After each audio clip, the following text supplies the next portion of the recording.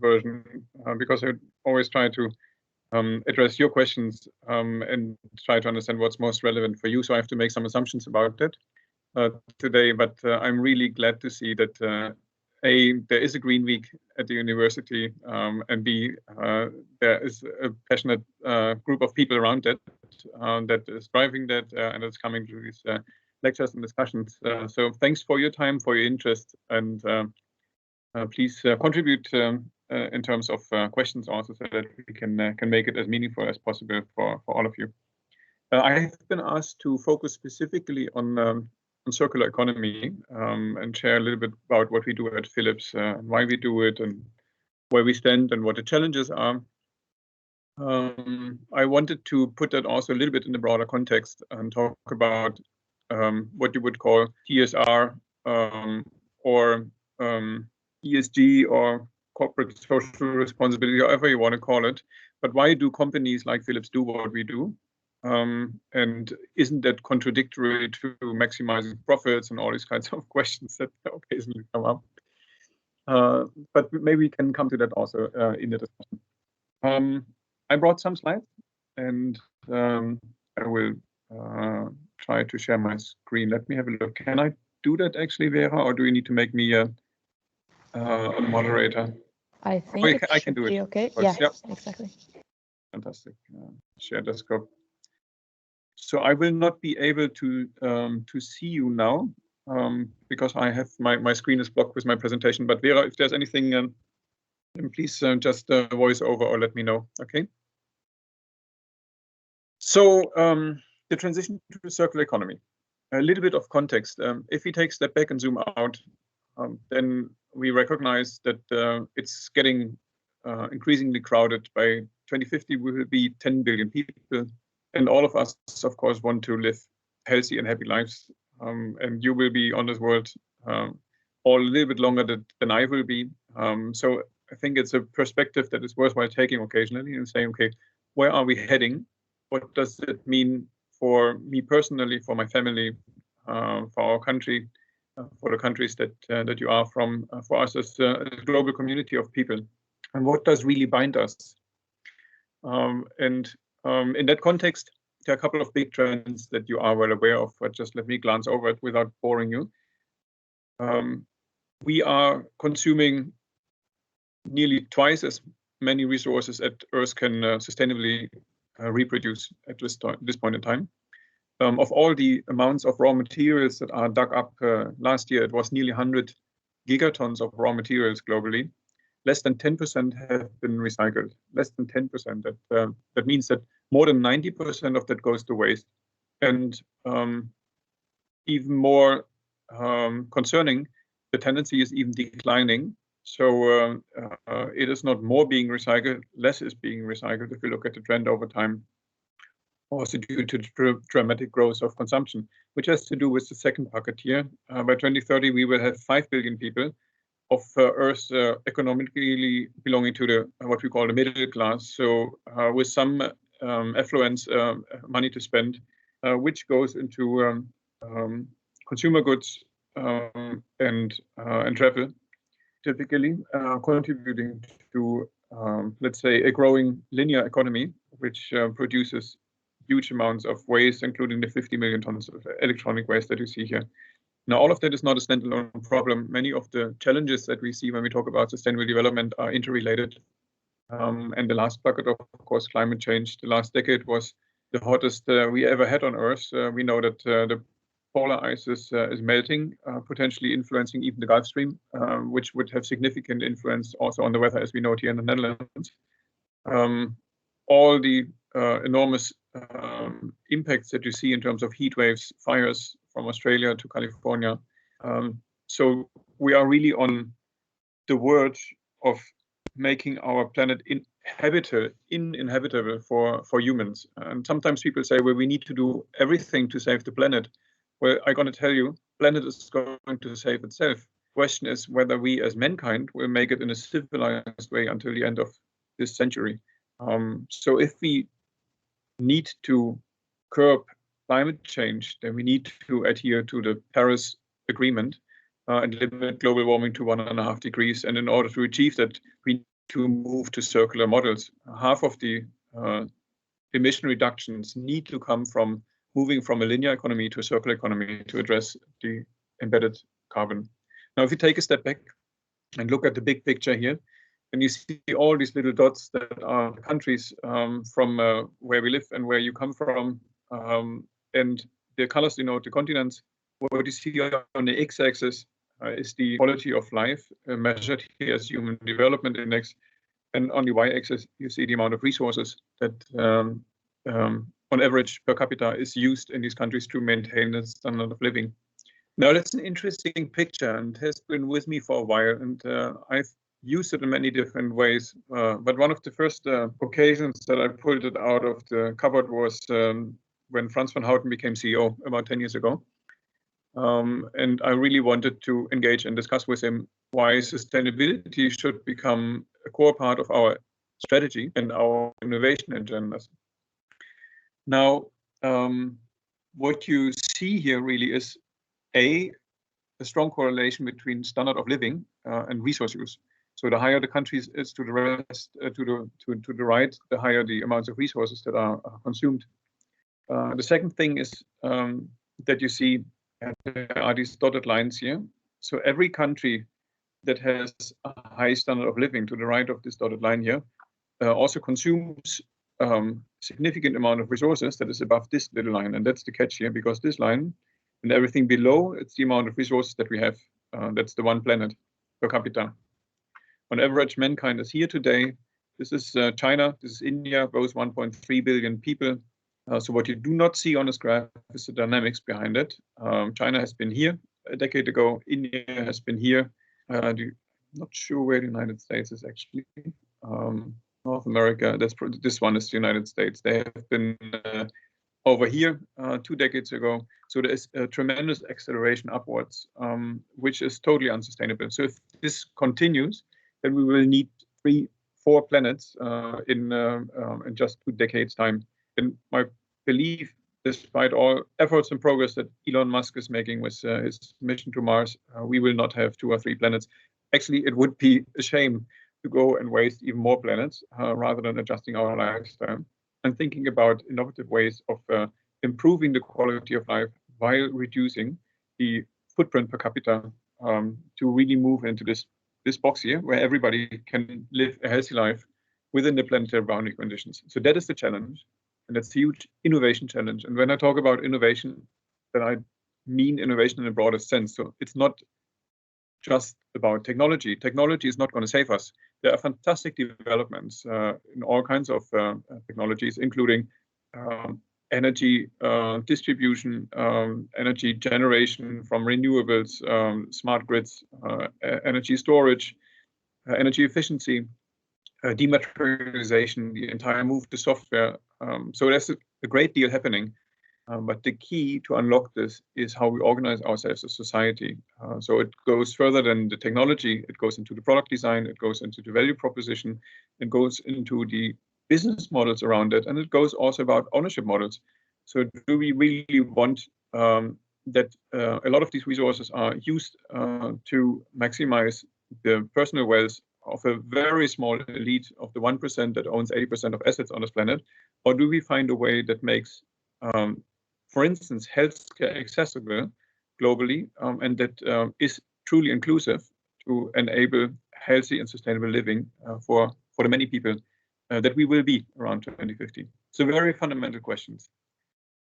And against this context, we have sharpened and redefined our purpose as a company. So Philips will be 130 years old in May of this year, being founded in Eindhoven. When Anton and Gerard moved to Eindhoven to start developing their light bulbs and setting up their small business in the shed of an uncle of theirs. But improving people's lives was always be a part of the motto of Philips, of the mission, of the vision. But it is also a central part of the purpose as we stand today in 2021. So we say we want to improve people's lives, improve people's health and well-being through meaningful innovation. And we try to make that quantitative by saying we want to improve 2.5 billion people's lives by 2030. And by making it quantitative, it also gives you a chance to really make it actionable and break it down, because there are a lot of definitions behind it. What does it mean? And then you can engage with business leaders throughout the company, with engineers, designers, strategists, to say, okay, how can we contribute to this overarching goal? And that is a fantastic discussion, I can tell you.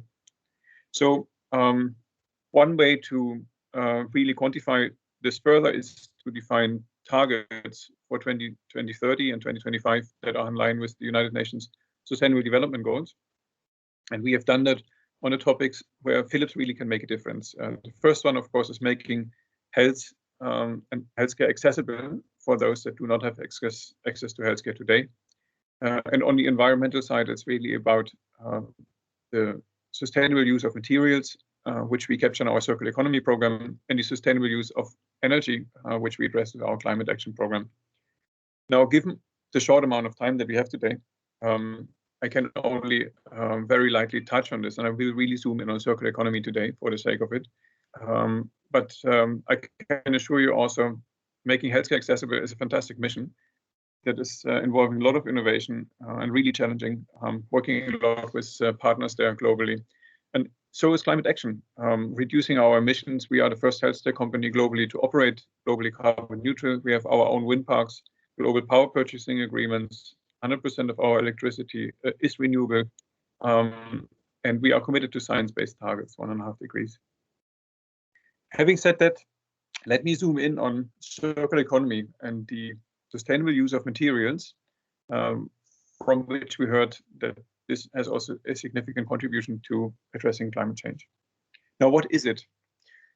Really, in a nutshell, to really make it very easy, I would say circular economy is about stopping to waste materials.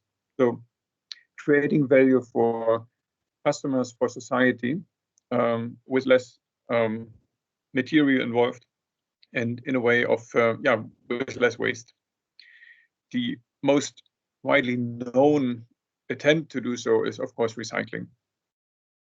So if you look at the right-hand side here, you see different loops. On the left-hand side, you see this linear economy that we are in today, which basically extracts materials. Then you have huge supply chains globally. Philips alone has 10,000 of suppliers. You get into manufacturing, distribution, there's a use phase, and after that it goes to incineration or landfill, piling up and adding to these either 50 million of electronic waste or the 90 gigatons of stuff that's not being reused otherwise. So that is a pretty stupid way of doing it, if you consider that this one planet is all we have.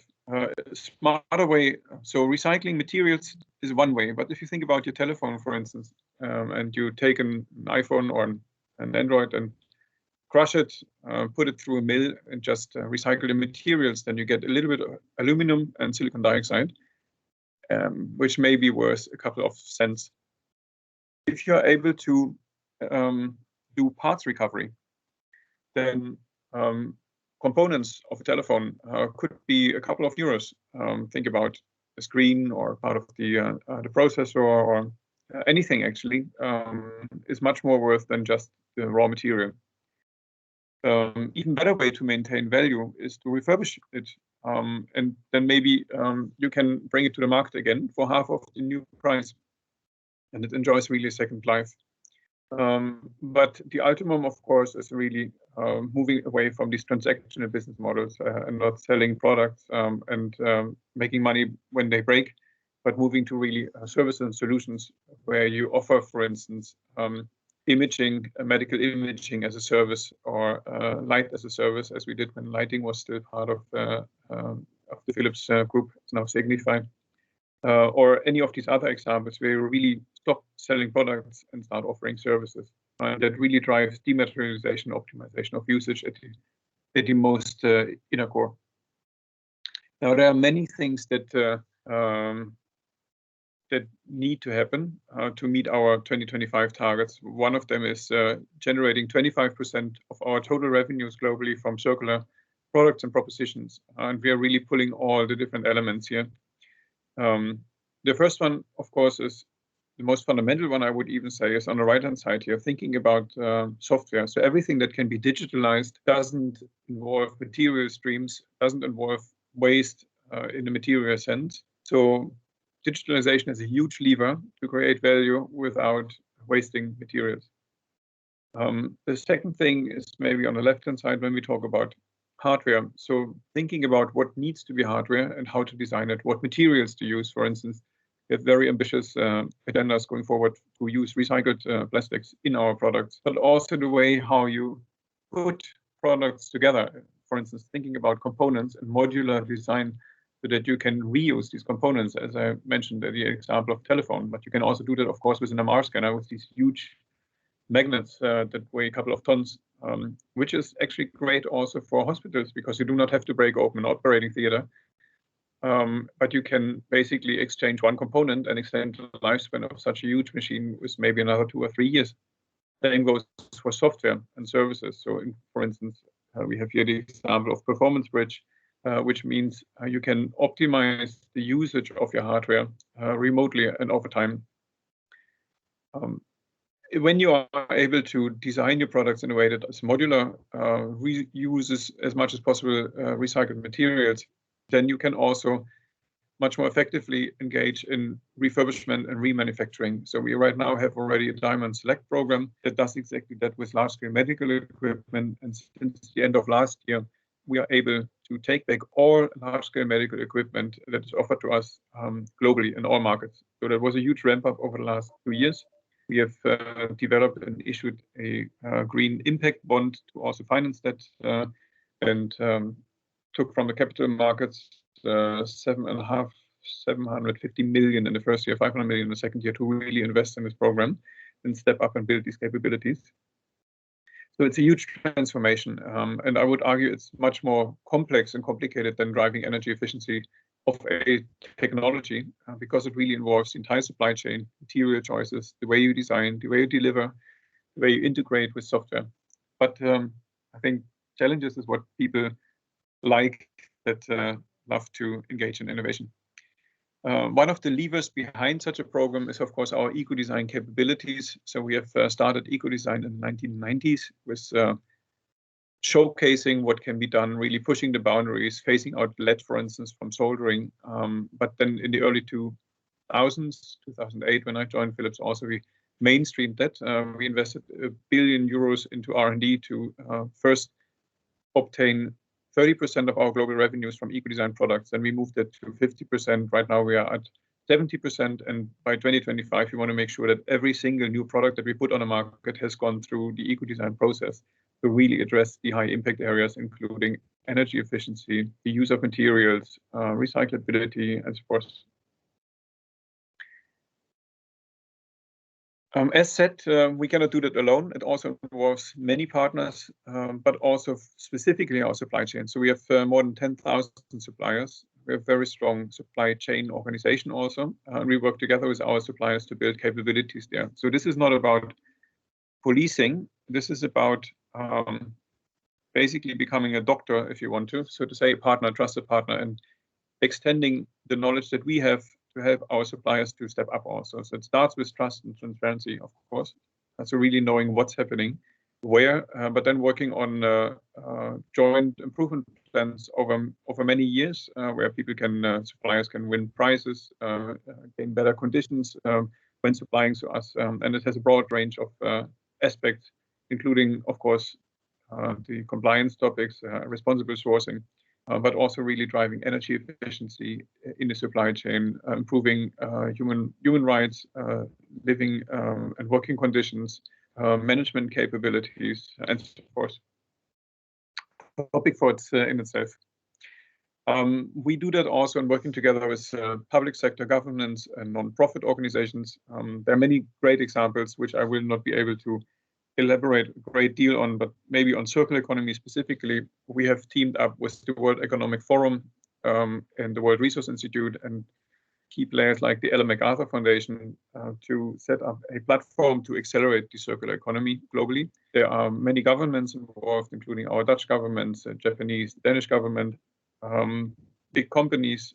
For instance, my counterpart from Apple, Lisa Jackson, is in that platform leading a work stream around circular consumer electronics. So it's a fantastic group of action-oriented people that really tries to identify concrete projects and move that to the next level. Maybe the last topic that I wanted to share with you before we open into the Q&A. A lot of this, what I'm mentioning, has to do with change management, and that really starts, I would say, with each of us at a personal level, reflecting on what we think is important to us in our personal life, how we want to interact with our friends, family, colleagues, ourselves, basically, taking the time to reflect and recharge also occasionally. But really also understanding how we drive change in organizations, in supply chains, but also in society at large. It often starts with a brilliant idea, working out some ideas, but then you need to test on the ground. It's the piloting phase, learning from these things, sharing best practices, really scaling it up, building the capabilities that you need around it. And once a project or an idea starts to mature, then you need to think about how to make it part of the standing, the normal work, so to say, embedding it in core processes, in law, maybe in society, in routines in your daily life, and then monitoring and see whether you stay on track and really achieve what you want to achieve. Now, depending on the complexity of the topic and where we are, I would say there are different roles for each of us and different positions where we are. If you think about energy efficiency at Philips, then I would say we are very far operating carbon neutral globally. So that is really on the monitoring side. If you think about circular economy, then I would say we are in the middle somewhere, scaling up. We have successfully tested at scale some really impactful concepts for the last decade, I would say. But now we really want to make sure that it touches every part of our company, and we will be able to take back all medical equipment and recycle that, refurbish that by 2025. And if you think about making healthcare accessible, a topic which I didn't talk about today, with 3.5 billion people, half of mankind, not having access to healthcare at all today, in countries where you do not have the infrastructure, you do not have the payment systems, you do not have care providers, then we are very much on the left-hand side. But I'm sure that with the ingenuity and the creativity of the people and the general understanding that we need to move in that direction to ensure sustainable development for all, we will follow this curve. And in order to get people along, you need to drive transformation programs, and that is a mixture of science and art. There's a lot been written about it, and a lot been research been done also, but it's fascinating when you think about socioeconomics, behavioral economics, psychology behind it, organizational sciences. This really broad spectrum between, let's say, exact sciences and the alphas and the betas. But it starts really with a clear and engaging narrative, a communication that people understand, that they can own, that's part of their own story. Then you need to think about engaging them, co-creating this story further, activating the leaders, formal and informal leaders, can be business leaders in a company, can be young professionals that are really engaged in the community and driving change there, supporting them, creating a platform for them, creating the toolkits that allow them to engage effectively, the structures like town hall meetings or workshops or whatever. There's a lot of stuff that we have been doing here, including communities of practice. So if people know where you want to go, where we need to go, and really are engaged, then of course they want to know how to do that. And that is the competence building part, which goes very much through trainings, formal, informal trainings, courses. We have Philips University. We have embedded sustainability courses and all leadership training courses, for instance, but also really hardcore technical capabilities, including circular design. But it also extends to universities, thinking about what is the curriculum of the university, thinking about the ethical implications of new technologies, thinking about systems thinking, and how to change large complex systems, how they behave, which is essential if I think we want to successfully transition from a linear economy to a circular economy.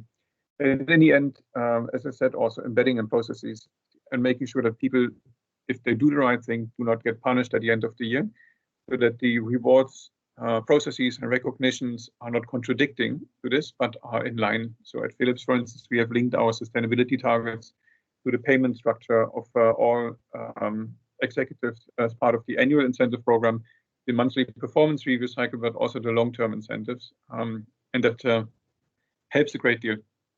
One thing that we are exploring right now to really push that even further is a model for integrated decision making. Right, so not steering on bottom line profit and P&L, but saying there are many more elements that create value for stakeholders, not just shareholders, including our shareholders, but also the customer value, the value for employees, value for our suppliers, the planetary boundary conditions, value for society at large, and balancing that and using such a tool and the dialogue around it to really enable decision makers in Philips to make more holistic and better decisions that optimize value for all stakeholders, not just shareholders. So that's exciting. And it's a different way of driving innovation, also managing portfolios, making investment decisions. Yeah, so we've earned a lot of recognition over the last years. We're recognized as one of the most sustainable companies on the world, independently of the rankings belonging to the 1% most sustainable companies. But at the same time, it's not a place to rest, if you ask me. With all the challenges that we have had, that I mentioned in the beginning, this can only be an encouragement to team up and get going. We are at the beginning of a very challenging journey and also an inspiring journey. And with that, I want to conclude with a nice quote from a guy who has been teaching at a university where I started to study in Berlin. Also, if you have the privilege to know, you have the duty to act. And I think as highly educated people that you are, that I am, we have the privilege to know. So it's up to us to do something about it. And yeah, put the hands out of the sleeve, as the Dutch say, and act. Let me stop sharing my screen. And open for discussion. Yeah, nice. Thank you so much. Oh, I can hear myself, but that's okay. Yeah, so does anyone have any questions? Feel free to put it in the chat or just ask yourself. I maybe have a question. I hope you hear me well. But you mentioned that digitalizing is a good thing for the circular economy, but don't you think that digital stuff will need more specific metals, which are also harder to get, and that we will also use all our sources for the digital devices we use, and that those will be used out eventually as well? Yeah, great question. Thanks. I have an echo as well. So maybe let me put my volume a little bit lower. I fundamentally believe that technologies are not good or bad. If you think about nuclear fission, then you can build atom bombs or you can build nuclear reactors. Of course, we can have a debate whether that's a very good idea, but in principle, technology and intellect generally is blind for values. It's up to us to say how we want to use it.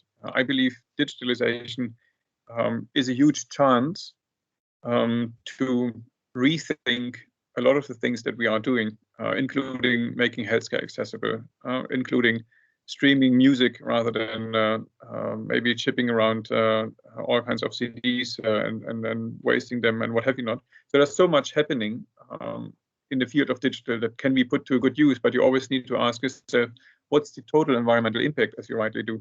So that's there's a methodology that's called life cycle assessment. And then you really look end to end over the entire use phase of a product or a solution on where is the environmental impact and what does it mean? So one of the interesting things is that we are doing right now with hospitals together, look at a care pathway for a specific patient and a specific disease, let's say cardiovascular diseases, and then to say, okay, how do you minimize the environmental impact of such a patient journey? And then you see there's much more to it than increasing the energy efficiency of an MR scanner with 3% every year, which is fantastic, but it is not making the difference in the end. But if you, for instance, can help people treat people outside of the hospital, where hospitals are extremely polluting, that may make a difference. If you can release patients from the hospital after 5 days rather than 10 days, that has the difference if you look at the impact per patient. If you can avoid that people need to come back to the hospital, that has a big impact. So really taking a systemic perspective to answer these questions, I think is the only way forward. So it's not a technology that decides what happens or what not. Digitalization also means miniaturization. You see that we need actually much less stuff to provide much more functionality, but it's not going to solve the problem by itself. If you look at the telephone, maybe, and just think about all the apps that you have on that. If you would need materials to build gadgets, to have all these apps like we did when I was young and your age, then you probably would fill the entire room behind me with all kinds of stuff that's now just an app on my telephone.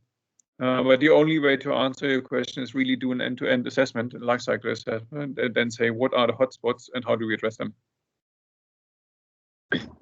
Yes, thank you. Really a great answer. Nice. I see that there are some hands raised. So Arletta, go ahead. So in your presentation, can you hear me? Yeah. Oh, you can hear me. I thought that I saw in your presentation that we consume too much. How will Philips take care that we consume less? For example, kitchen appliances are broken in few years. When they are broken, we have to buy new appliances. So how is Philips going to fix it? Yeah, great question. Thank you. Of course, kitchen appliances shouldn't break in a couple of years, first of all. So it's designing for durability. I think I gave some examples. First of all, it starts with making smart choices when it comes to what materials to use. That includes durability, but it also includes the environmental footprint of these materials and potential reusability, right? So if you can use previously used materials, you have a much lower footprint. If you can reuse these materials afterwards, it's even better. But then you do not want to, for instance, 2 years back, I think we brought the EcoPerformer vacuum cleaner on the market. That was also quite a journey because we really wanted to maximize the use of recycled plastics. But recycled plastics have totally different mechanical properties than the off-the-shelf plastics that are widely used in the industry. So you do not want to create a product that is more fragile or breaks easier, or use recycled plastics that have maybe potentially an even bigger life cycle impact than others. So again, you really need to have experts to do life cycle assessments and to drive an eco-design process that addresses all these elements, including material choices, modular design. So if something breaks, that it is easily repairable, or you can exchange broken components. I mean, if you think about these telephones, right? It's one option is to buy a new one every 2 years because the camera is better. Another way would be to design a telephone where you actually can exchange the camera. If that's the only thing that is really needs upgrading. And that's, for instance, exactly what we do also with medical equipment. So if you think about software upgrades or exchanging the scanning part of an X-ray device, rather than removing the entire device. So there is a lot that is involved here. Along the entire design phase.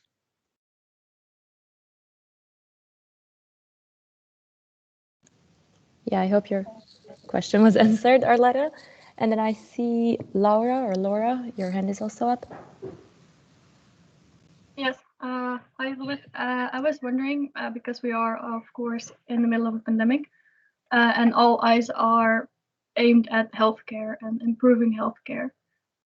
Do you think that the vision on sustainability in healthcare has changed over the last year and will improve going forward after the pandemic? I think so, but I'm also only a person, so I can share my own perspective with you. That's not a guarantee, and I have a bias to optimism, because otherwise I probably wouldn't also be able to do this job for such a long time on topics that are tough to move occasionally. So I think COVID has done a lot of things, and it's really tough for all of us, and some even more. it has also put a spotlight on the challenges that we face, including also socioeconomic differences, right? People that have not a lot of money and are living in very small houses have it even more difficult. People that are living in countries with no healthcare system have it even more difficult. So I think the less you have, the harder you're hit by COVID. At the same time, it creates a moment to reflect and think about how we want to organize ourselves. How do we make healthcare systems more resilient? How do we make them more inclusive? And what does it mean? How do we make them more sustainable? And you see these questions are being asked and at all levels, from the consumer over the CEO of large hospital chains to the world leaders meeting at the World Economic Forum in Davos, thinking about what is the future of the economy? How can we make it more inclusive? There's the Green Deal, the Biden administration. We're one of the first also to reach out to us, the transition team also after the election, to say also at New Industry, how can you help us make healthcare more accessible, drive circular economy agenda? You know that the United States is back at the table in Paris, rejoining the climate treaty. China has made very good targets on themselves. Japan wants to be climate neutral by 2050. So there's a lot happening, and I think that sense of urgency and together we can is something that is also a red thread that's coming out of this pandemic. At the same time, it drives behavioral changes. None of us has been really traveling over the last 12 or 18 months. Before the pandemic, we have been working on apps and games to teach our people how to use our video connect rooms. And we started to really roll out massive infrastructure so that people between our innovation hubs in Eindhoven and Bangalore in the United States can work seamlessly together. But it was somehow difficult to avoid them, to get them out of the planes. Now that problem has been solved, and people actually have experienced personally that you can work together. I mean, of course, I would love to be with you together in Eindhoven and have the discussion face to face and have a cup of coffee afterwards. But we can actually connect through Teams, and everybody knows how to do it. So there are also some really great accelerators. Also, when you think about digitalization of healthcare, things that we've been talking about 10 years, we have the strategy ready, we have many products, are being adopted much faster now because of COVID, because doctors and nurses see that telecare is important, that you need to be able to monitor people also when they are at home and so forth. So again, like technology, also big challenges in life. There are great Zen stories around it, Laura, but it's difficult to say this is all good or this is all bad. It's depending on what we make out of it. Yeah, thank you for your answer. Nice, great question. I see that it's already 1:20. Do you maybe have a few more minutes, Robert, to answer more questions? Just look at my agenda. Okay. I have the next meeting at 4:30, so we can run over a little bit. If you give me just 5 minutes for a coffee break, then I'm perfectly happy. Okay, great, thank you. So I see that Elano, your hand is also up. Yes, thank you for your time. Yeah. I was wondering if Philips ever has disagreements with its stakeholders and its point of view on sustainability, and if so, how you deal with those conflicts. Because I assume that big stakeholders are, of course, of big influence on the company and, well, the decisions they make. So I was wondering if you could tell me, well, how you deal with it. And then I assume, but correct me if I'm wrong, you specifically mean shareholders, so people that invest in us? Yeah.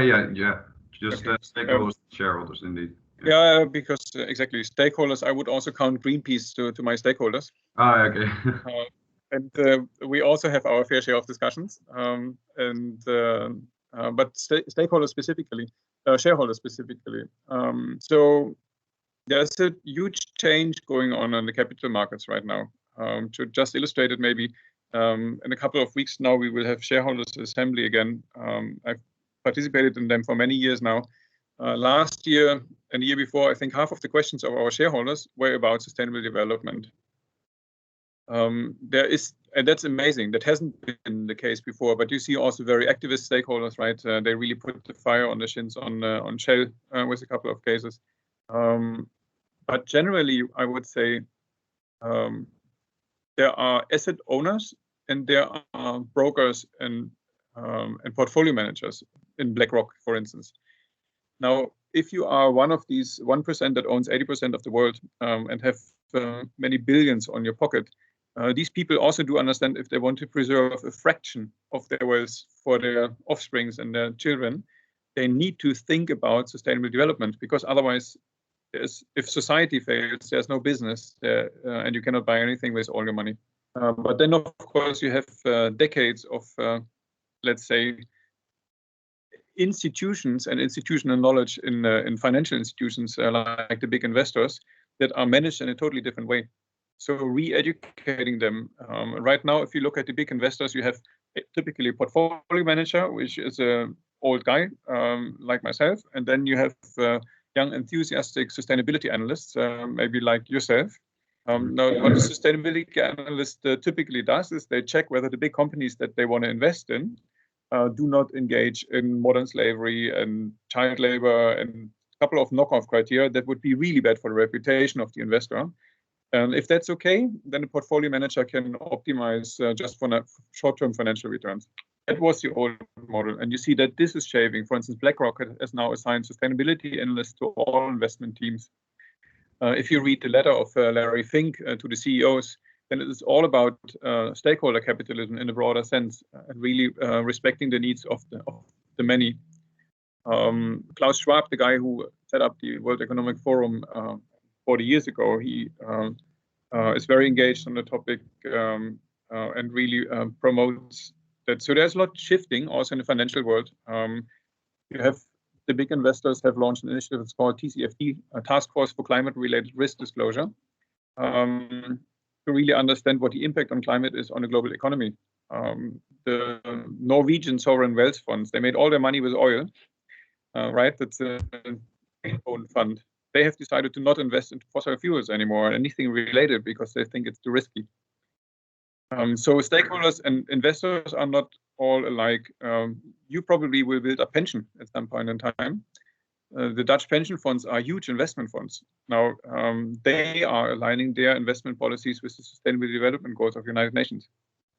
There are many different forms of money and how they are managed, but generally you see that the people that are smart and a little bit further looking really expect also to move in the direction. It's not a done deal, but it's going in the right direction. That's good to hear. Thank you for answering. Nice. Well, I see that there's more hands up, but unfortunately, I think we want to give Robert his coffee break. So thank you so much. Also, I can really tell that you are optimistic from these answers. I think, like, while I was listening, some of them, I was like, oh no, like that's so depressing, but you're definitely looking on the bright side of things. So thank you so much for joining us, and also for everyone at home for tuning in. And I think with that, we can close this event. So goodbye, everyone. Thanks a lot for your great questions. It was a great pleasure. Hope to be in touch, and all the best. Yes. Thank you. You too. Thank you. Bye. Thank you. Bye-bye. Thank you.